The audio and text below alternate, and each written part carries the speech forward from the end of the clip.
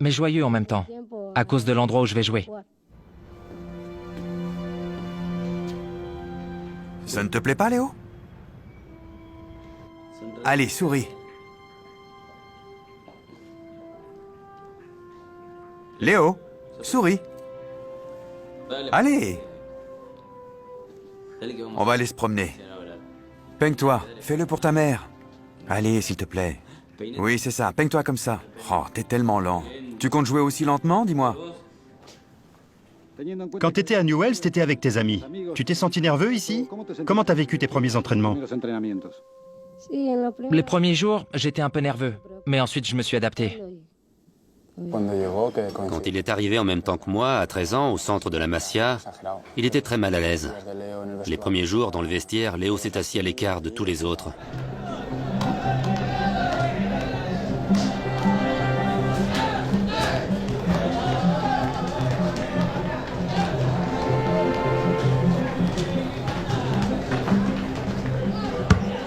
Ça va? T'as parlé avec quelqu'un? Non, juste un petit peu avec un garçon.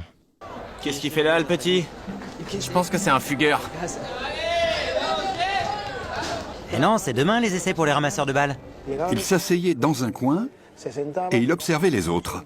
Un petit coin D'où on voyait tout. À la périphérie. Ensuite, il s'est senti plus à l'aise. Qu'est-ce que tu fais à l'entraînement? Je travaille avec le ballon, je tire des buts, je travaille avec les cônes, on fait des 1 contre 1, et après on fait un match.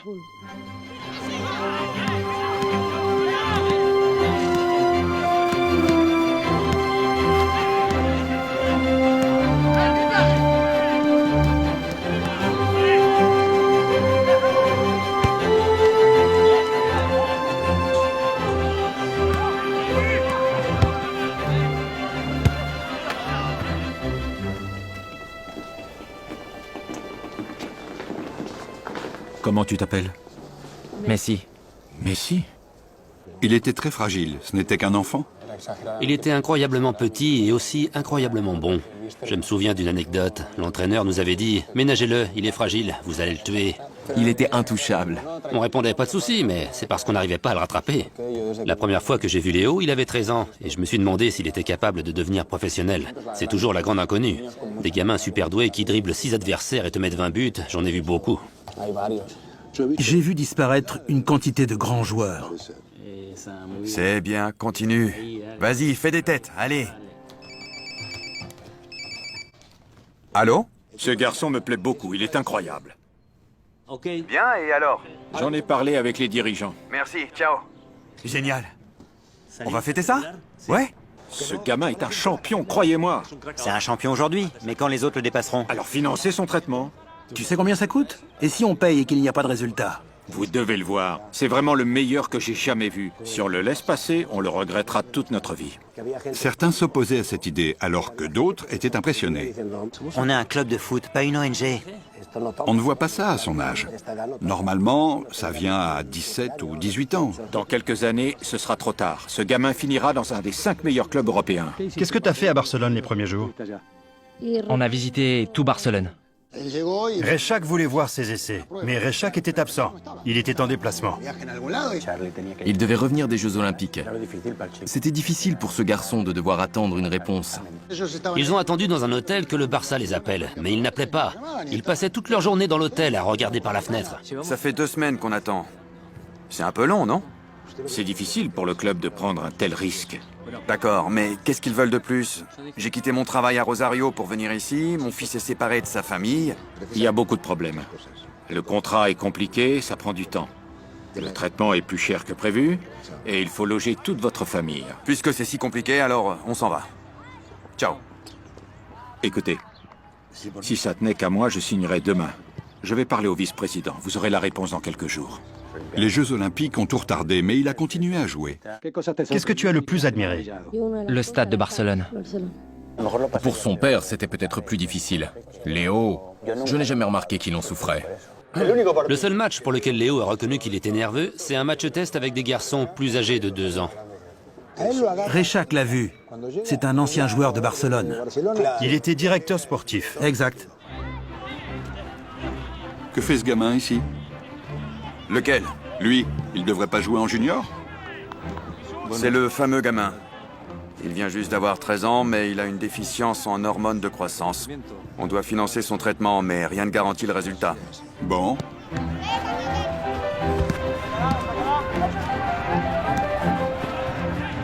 Vas-y, vas-y! La défense! Appelle le club. Dis-leur qu'il nous faut ce gamin à n'importe quel prix. Il faut être dingue pour voir Messi pendant un test et ne pas comprendre qu'il est génial. J'ai fait signer un contrat à Léo. Quand il a fallu remplir la case observation, j'ai indiqué Petit Maradona. Parce qu'il était comme lui. Gaucher, la tête basse, droit au but, la verticalité, la vitesse.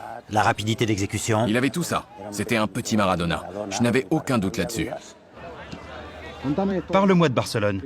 D'abord, quand as-tu découvert que tu avais une chance? Et ensuite, comment se passe l'entraînement au club?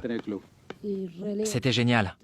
D'être là, de jouer à Barcelone, le plus grand club du monde, c'était fantastique. Léo est arrivé le premier. Ensuite, Mathias est venu. Oui, les uns après les autres.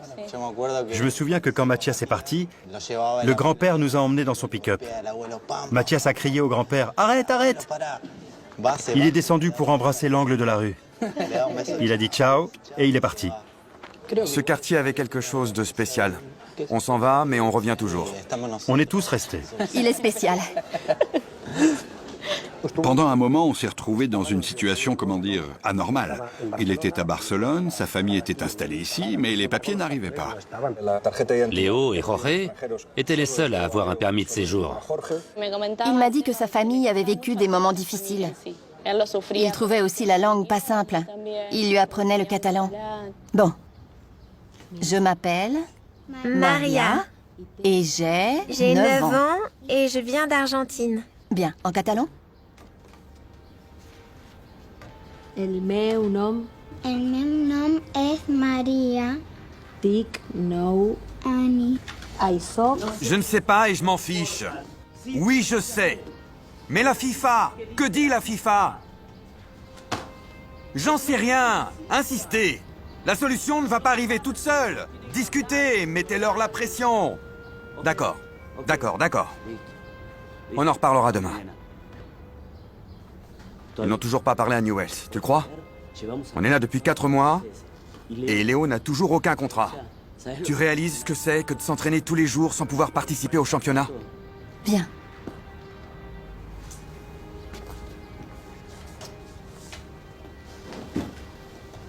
Tu crois vraiment que ça a un sens de rester ici? Comment ça, un sens? Tu vois dans quel état on est? On est tous perdus. Loin de la famille, de la maison, de nos amis. Maria n'arrive pas à apprendre le catalan. Elle va perdre un an d'école. Mathias ne va pas bien. Sa fiancée lui manque.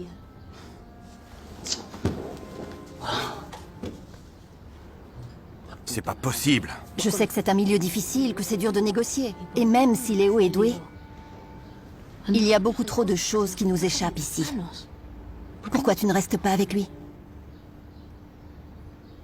Tu m'entends? Pense aux garçons. Ce sont ses frères. Laisse-moi parler à Léo. D'accord? Je vais voir ce qu'il en dit.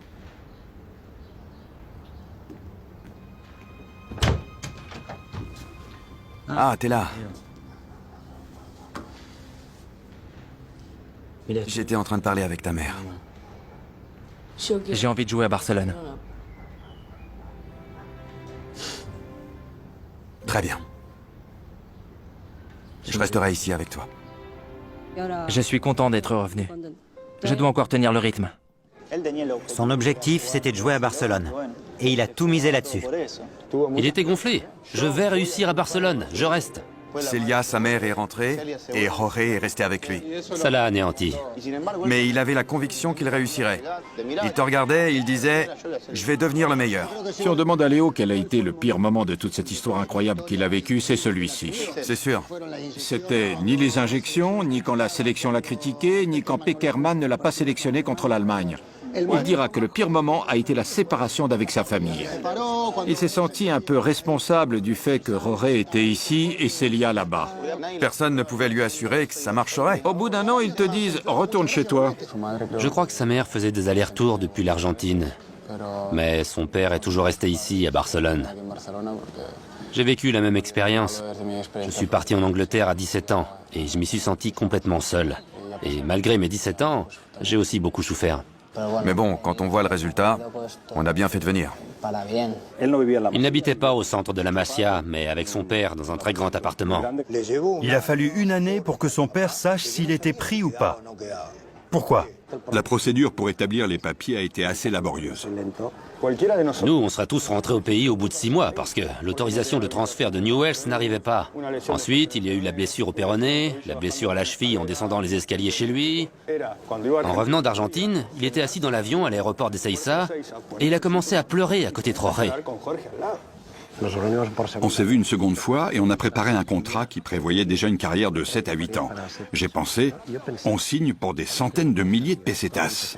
C'était encore les pesetas. C'est délirant pour un garçon de 13 ans. Allez, champion! Il a un problème? Sa famille est rentrée en Argentine. Les autres dirigeants m'ont dit, c'est de la folie. On devait vraiment être un peu fou, autrement on n'aurait jamais donné notre aval à un tel projet. Il était tellement petit qu'ils l'ont descendu d'une catégorie. Il était en junior A avec nous et ils l'ont mis en junior B.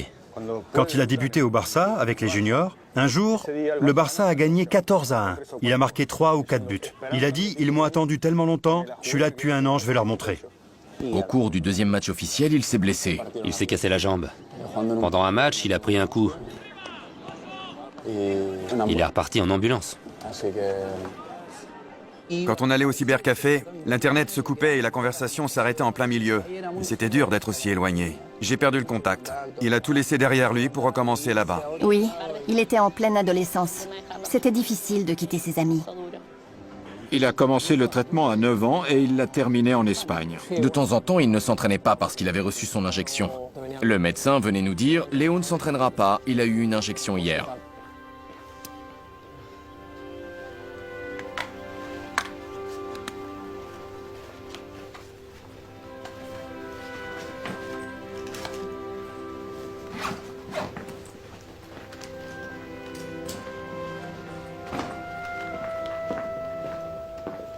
Il a connu une progression sportive fulgurante.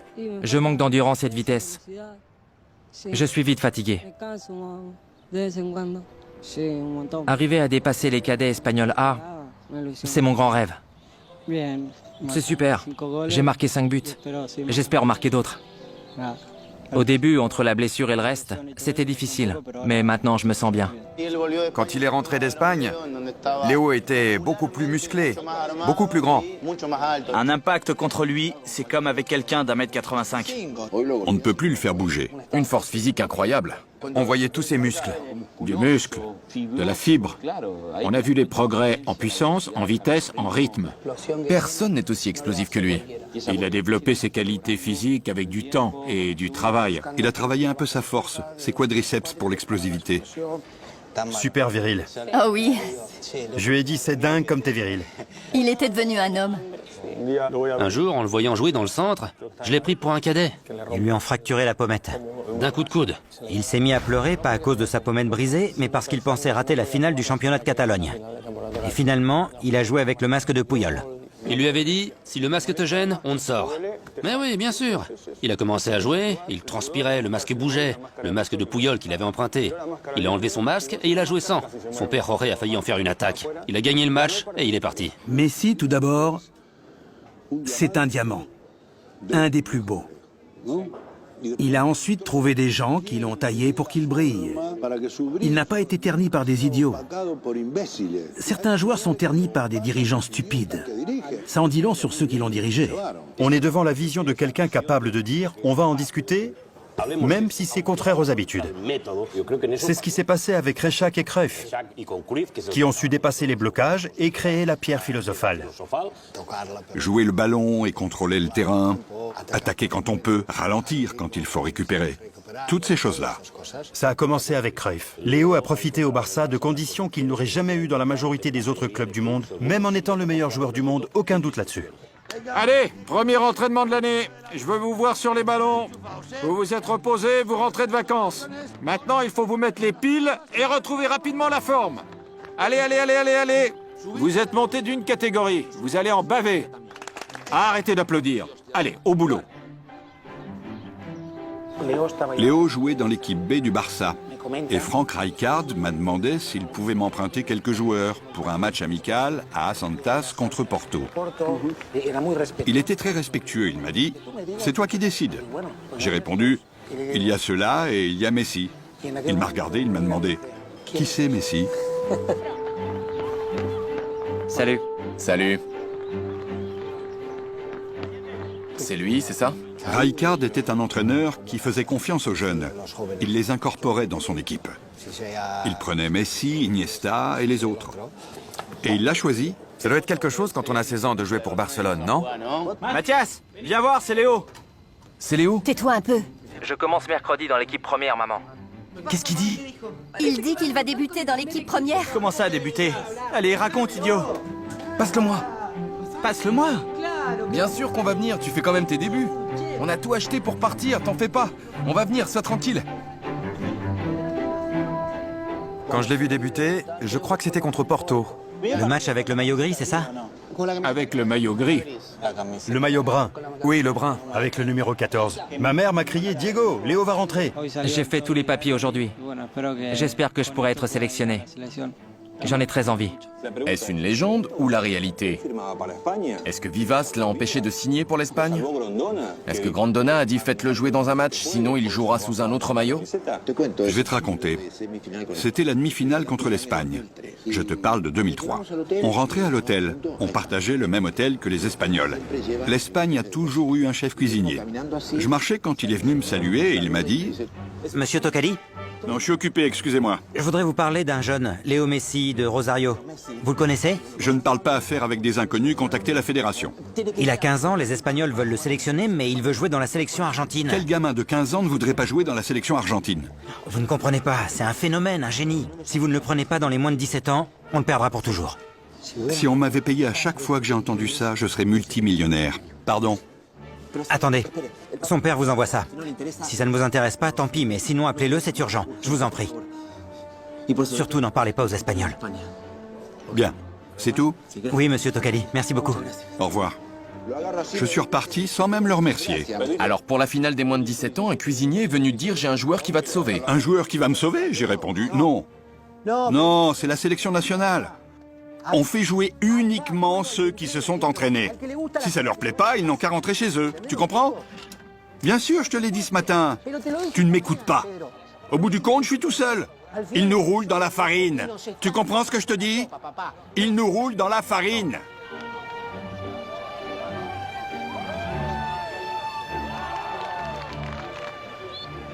Il y avait 5 actions de Léo. Il prenait le ballon, il marchait et il passait de 0 à 100 en 3 mètres. J'étais sidéré. Avec José, on se disait que dans la sélection des jeunes, on avait besoin d'un joueur rapide, un joueur capable de changer de rythme. J'ai dit, il est parfait. Tu ne savais rien de lui à ce moment-là. Je ne le connaissais pas du tout. Attends une seconde, s'il te plaît.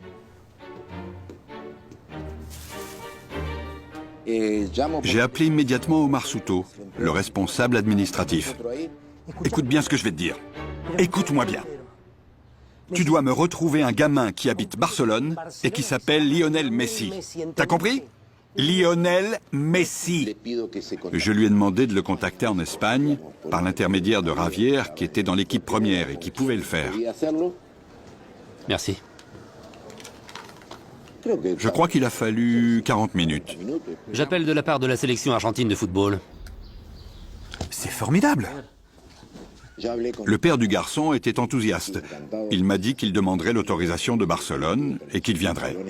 Il avait 16 ans et ils l'ont pris dans les moins de 20 ans ou les moins de 18. Ils ont joué contre le Paraguay. En match amical. Et c'est ce qui a permis à Léo d'entrer dans la sélection argentine. Il l'a sélectionné pour l'Argentine. Si Messi avait joué pour l'équipe d'Espagne qu'on a vue au dernier mondial... Et qui a gagné 2 Coupes d'Europe. Elle aurait été imbattable. Portons donc un toast à cette vidéo, à ce match que tu as organisé en Argentine, et au fait que Rulio t'ait autorisé à acheter son billet pour le faire venir. Le Real Madrid aurait fait jouer Messi à 17 ans. J'espère que je pourrai continuer à jouer dans l'équipe première.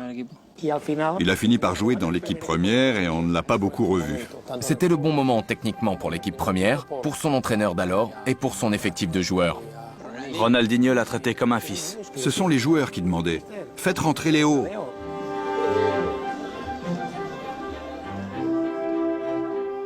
C'est jamais facile à 16 ans de rentrer dans le vestiaire, surtout pour quelqu'un comme moi. Mais Ronaldinho, les Brésiliens, Deco, Silvinho, Motta, ils m'ont tout de suite adopté. Le premier jour, Ronaldinho m'a fait asseoir près de lui. C'était plus facile. Ses coéquipiers à Barcelone ont accepté Léo comme il était. Ils ont été géniaux. Ils l'ont tous pris sous leur aile. Un match très compliqué. On a pu ouvrir le score. Ça a bien marché. Ils l'ont protégé. Ils l'ont aidé à grandir. Rijkaard était patient, très patient. Rijkaard avançait étape par étape, sans se presser. Souvent, je ne comprenais pas pourquoi on ne me faisait pas jouer. Il l'a beaucoup protégé. D'autres entraîneurs n'auraient pas pris de risque avec lui. Avec le recul, je vois qu'il avait raison. Je lui en suis reconnaissant, parce qu'il savait ce qui était le mieux pour moi. Quand on se précipite, on peut les perdre, et les dégâts sont irréparables. À Barcelone, Messi a eu à l'époque un entraîneur qui, selon moi, appartient à l'école hollandaise. Tout ce que faisait Rijkaard était simple, efficace. Il l'a pris dans l'équipe première. Même après ses débuts à Barcelone, personne ne se doutait qu'il allait devenir le meilleur joueur du monde. Le premier but qu'il a marqué à Barcelone, Ce jour-là, il a marqué un but incroyable. sur une passe de Ronaldinho. Un sombrero sous la transversale. Le premier à venir l'embrasser a été Ronaldinho. J'ai pas réalisé ce qu'il faisait. Avec les cris du public, j'étais tellement content d'avoir marqué mon premier but. Ensuite, quand j'y ai repensé au calme, sa manière de fêter ça, j'ai compris que je comptais pour lui. Comme si c'était lui qui avait marqué. Il l'a embrassé comme le ferait un père. Il avait un feeling particulier sur le terrain. En plus, il s'amusait. Incroyable. Ronaldinho est quelqu'un de loyal. Contrairement à certains qui se diraient « Oh, Messi progresse beaucoup ». Dans le vestiaire, il trouvait une nouvelle idée et il s'entraînait jusqu'à ce qu'il la maîtrise. Et le lendemain, il nous montrait ce qu'il avait appris. Marias a dit un jour, Ronaldinho est un joueur de plage et Messi un joueur de rue. Pour Messi, chaque match est un match de rue. Il joue même les matchs les plus simples comme si son honneur était en jeu. C'est incroyable. Il joue encore pour gagner un vélo. Ronaldinho est le meilleur joueur du monde. Être son remplaçant est très impressionnant. De quoi rêves-tu? De jouer dans la sélection argentine. Les débuts de Messi dans la sélection argentine n'ont pas été faciles. Le premier match de la Coupe du Monde en Allemagne. Contre la Hongrie? Il était sélectionné Oui, dans l'équipe première. dans l'équipe nationale.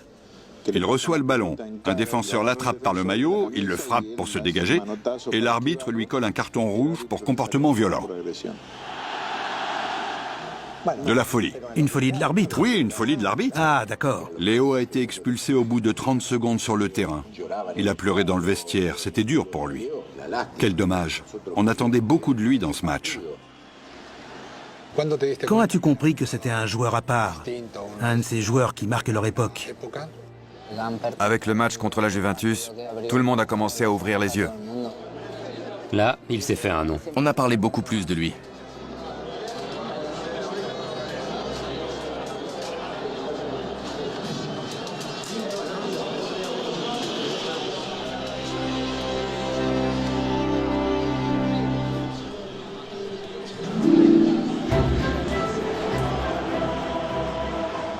Ce qu'il a fait au Camp Nou, c'était impressionnant.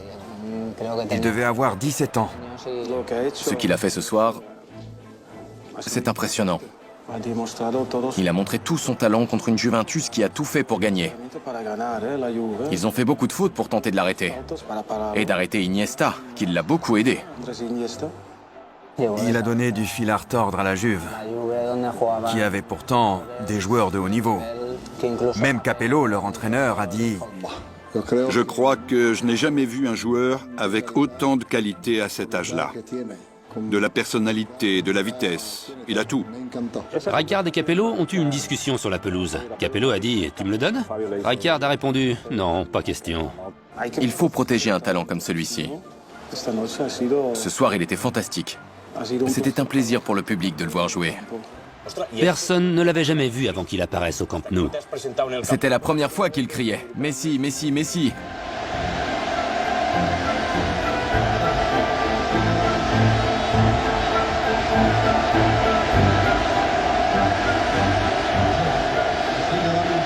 À ce moment-là, tout le monde voulait renouveler son contrat. C'est alors qu'ils ont réalisé que ce contrat était précaire. Le contrat de Messi, il est toujours précaire. Il est précaire tous les jours. Il a été renouvelé 6 fois. 6 renouvellements. Sa première sortie internationale, c'était contre Chelsea. Du délire. Je crois que Delormeau a dû faire des cauchemars de Messi une semaine entière. Et le cinéma de Mourinho. Du cinéma. Du très bon cinéma. Le match contre Chelsea à Stamford Bridge a marqué sa carrière. Delormeau l'a puni bien au-delà de ce qu'un joueur peut supporter. C'est la première fois que j'ai vu Messi dans un match d'une telle intensité. Ce match m'a appris beaucoup sur Messi et surtout sur la terreur qu'il inspirait à ses rivaux.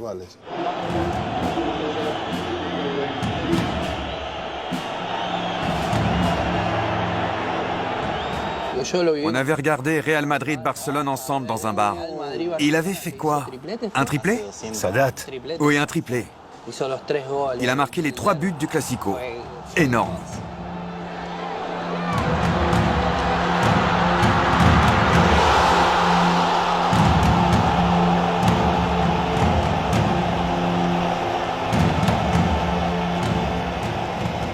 C'était énorme. Ensuite est arrivé, selon moi, et de loin, le meilleur entraîneur du monde. De loin. Guardiola a trouvé une équipe où jouaient Messi, Eto'o, Ronaldinho et Henry. Excusez du peu. Ils avaient du pain sur la planche et ils ont agi très rapidement. Adieu Ronaldinho. Ronaldinho s'en va, il donne le 10 à Messi, et on commence à se demander si... Laporta a dit à Ronaldinho « On va s'arrêter là ». Ils ont pleuré tous les deux, ils se sont embrassés, puis Laporta est sorti, il a téléphoné à Jorge Messi, et il a dit « Léo, c'est toi le patron ». Il avait 21 ans. J'imagine qu'il a réagi en disant « Vous virez mes amis, mon frère adoptif ?» Mais très vite, il a dû dire « On aura quelle équipe, quelle formation, quels joueurs viendront ?» Je crois qu'à ce moment-là, le patron n'était pas Messi. Je crois qu'à 21 ans, Messi n'était pas le patron du Barça. C'est ce qu'ils lui ont vendu. Le patron de Barcelone, c'était Guardiola. Le leader qui a décidé de placer Messi au centre de la scène, c'est Guardiola. Il l'a fait un jour très précis quand le Barça a battu le Real 6-2 et qu'il a pratiquement viré Eto'o de l'effectif. Il l'a placé en périphérie, à l'aile droite, et il a mis Messi dans l'axe comme un faux avant-centre. C'était une décision symbolique qui signifiait « Cette équipe va s'organiser autour de toi ». Parce que cette équipe n'avait pas encore été construite. Mais ça n'a pas été une décision de Messi, ça a été une décision de Guardiola. Messi a grandi, entre autres raisons, parce que Guardiola avait deviné qu'Eto'o était un leader tribal, qui au lieu d'aider Messi, le surprotégeait, et qu'il valait mieux pour Messi qu'Eto'o ne soit plus là. Ronaldinho est parti parce qu'il croyait que son pouvoir d'absorption affaiblissait le rôle de leader de Messi. Il s'est alors retrouvé dans la situation de devoir assumer son rôle. Mais c'est Guardiola qui a créé ce cadre. Quand vous ouvrez la porte et que vous dites « Bonjour », ils savent tous qui vous êtes. C'est clair. Quand Guardiola ouvre la porte d'un vestiaire, tout le monde sait comment il faut jouer. L'entraîneur fait tout pour ça. Et Barcelone a commencé à progresser avec lui comme leader. Une génération à son service. Personne n'a discuté. Et ceux qui doutaient de Messi ont fini comme cadavres au Barça. Que se serait-il passé si Cristiano Ronaldo avait joué à Barcelone et Messi pour Mourinho? Bonne question. On aurait vu la même chose? Ou bien Ronaldo aurait-il quitté Barcelone comme beaucoup de grands joueurs? Léo adore jouer au foot de rue avec ses potes. Et il aime jouer avec ceux qui ont la même idée du foot que lui. Il a surtout besoin d'être entouré de complices, si je puis dire. De copains. C'est ça. Finalement, ils sont en quelque sorte connectés. Je te la passe, tu me la passes. Je me souviens quand Zlatan est venu ici un an. C'était un joueur beaucoup plus anarchique. C'était aussi un super joueur, mais il avait du mal à se connecter avec lui. Messi doit-il jouer avec les meilleurs ou avec ceux qui le comprennent le mieux? Avec ceux qui le comprennent le mieux. Ceux qui le comprennent. Ça peut être les meilleurs. Certains attaquants ont dû partir parce que ça fonctionnait pas avec Léo. Villa, Eto'o, Bojan Krkić, Ibrahimovic. On joue de cette façon à Barcelone. Si vous voulez jouer autrement, changez d'équipe. Ibra était un obstacle, un défenseur de plus. Ouais, une barrière. Messi a besoin de perspective. Quand Messi a le ballon, tu te dis « je dois l'aider ». Il faut dégager les adversaires et le laisser jouer les 1 contre 1. Ça veut dire quoi, aider? Offrir à son coéquipier les meilleures conditions. C'est ça, aider. La première chose qu'il faut définir, à mon avis, c'est pourquoi est-ce un joueur hors norme. Ouais. Le football n'est pas quelque chose de très mystérieux, pas une histoire de 4-3-4 ou autre numéro de téléphone. Dans le football, il y a 4 actions. Définir, concevoir, récupérer et défendre. 4 actions. Messi était d'abord un formidable définisseur. D'abord comme ailier sur un côté, mais ensuite, On a découvert une nouvelle position, le faux numéro 9. un faux neuf. Il a trouvé un poste où il exploite au mieux ses qualités. C'est certain. Et tout le mérite revient à Guardiola. Il joue dehors, il joue dedans, peu importe. Il joue comme un dieu. Il ne manquerait plus qu'il défende bien. Et le sprint de l'autre jour contre Kuhn. Son père, Jorge Messi, m'a parlé du jour où il a découvert que son fils était un phénomène. Il m'a dit qu'ils avaient fait un cercle avec Messi au centre. Il se passait le ballon et dès qu'il est rentré, il s'est jeté dans les jambes de celui qui avait le ballon et l'a récupéré. Il voulait absolument la balle. Messi a besoin du ballon. Ça, c'est vrai. C'est comme si un violoniste ne pouvait avoir son violon que toutes les 2 minutes. À toi de jouer maintenant. Comme si l'orchestre jouait pendant 1 heure et que le soliste, le virtuose, ne jouait que 2 notes. Quand Messi n'a pas le ballon, c'est un joueur ordinaire. Que vous donniez à Messi 30 ballons ou 5, J'ai vu un match en Argentine où Messi n'a touché que 4 ballons. Il faudrait un miracle pour marquer 4 fois avec 4 possessions de balles. Impossible. on voudrait que Messi ait toujours le ballon. Parce qu'on sait qu'au minimum, il le passera toujours à quelqu'un qui porte le même maillot. Et là, on respire. Vous savez ce que c'est. Un jour, on s'était réunis. J'ai fait sortir Maradona et j'ai demandé à tout le monde « Combien de ballons vous allez donner à Maradona ?» Là, ils m'ont regardé et j'ai dit « Tous ». Voilà pourquoi, pour son jeu, un Busquets, un Xavi, un Iniesta sont essentiels pour qu'il puisse jouer. D'autant plus que, quand ils peuvent se voir, leurs regards sont à la même hauteur, car ils font la même taille. Le même poids. Non, la taille c'est très important, tu vois tout. Vous n'avez pas idée de l'importance, pour la carrière d'un joueur, de pouvoir compter sur 3 ou 4 joueurs sur le terrain. On pourrait se distribuer des médailles et dire que c'est vrai. Mais Léo est Léo, peu importe avec qui il joue. J'ai entendu Cruyff dire un jour qu'à l'origine de tout ça, il y avait Xavi. Il maintient toujours un certain rythme. Xavi a le ballon et il fait une passe rapide à Messi quand il est libre et qu'il peut démarrer. C'est pas « je passe le ballon, on verra bien ». Maintenant, il y a aussi Iniesta. Et lui, c'est une autre histoire. Tu t'entends très bien avec lui. Quand tu lui fais la dernière passe et qu'il s'arrête, Tu sais que quand tu la passes, il te la renverra à la perfection. Un 1-2 parfait. Ce sont de bons joueurs avec le même profil. Ils sont Connectés. connectés, oui. je réussirai jamais à faire un 1-2 avec lui. Jamais. Se le acaba el tiempo al Barça, viene el centro de Dani Alves, el balón despejado por Terry, la baja bien Samuel Eto'o, aguanta el camerunés, la pone para Leo Messi, aguanta el argentino, Messi dentro del área, la deja para Andrés Iniesta, dispara Iniesta, gol, gol, gol, gol, gol del Barça, ha marcado Andrés Iniesta en el 93 de partido, madre mía qué zapatazo, espectacular para el Barça, que se va a meter en la gran final, en la Liga de Campeones, en Roma otra vez Andrés Iniesta, otra vez Leo Messi, el Barça estará en Roma. Les gens croient souvent que le football se joue surtout avec les pieds. Je dis qu'on joue avec sa tête et qu'on utilise ses pieds. Ce qui me plaît, c'est qu'on peut toujours transformer un défaut en avantage. Un petit joueur ne rivalise pas avec un grand. Sa zone de contrôle est inférieure. Il ne peut pas attaquer frontalement. Il est plus bas. Quand il pousse ici. À une époque, Barcelone avait beaucoup de petits joueurs, et presque tous possédaient cette qualité. Ils profitaient des chocs, car quand on te pousse, tu récupères de la vitesse. Quand on me dit les petits ne font pas de tête, j'aimerais faire les mêmes que lui. Il a un marteau dans la tête. Il y a une photo de la finale. C'était la Champions League, non? Quel but. Une hauteur incroyable.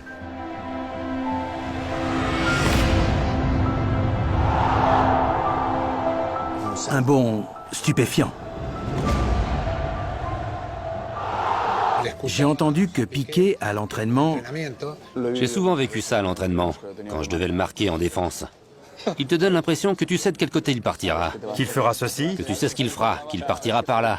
Je sais par où il sortira. Mais même en le sachant, tu peux pas l'arrêter. Et il sort. Et il part. Exact. Et il part. Ouais. On a l'impression que s'il a envie de te passer, il le fait. Et s'il n'en a pas envie, il ne le fait pas. Il joue avec toi. On savait quand il allait toucher le ballon. On croit avoir 2 contacts, mais il n'y en a qu'un seul. Il peut le toucher ou pas.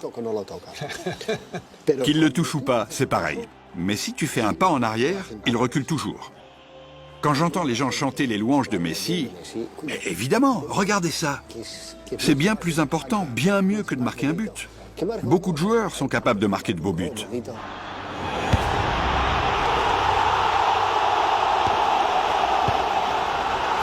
Quand Messi récupère le ballon, il n'hésite jamais.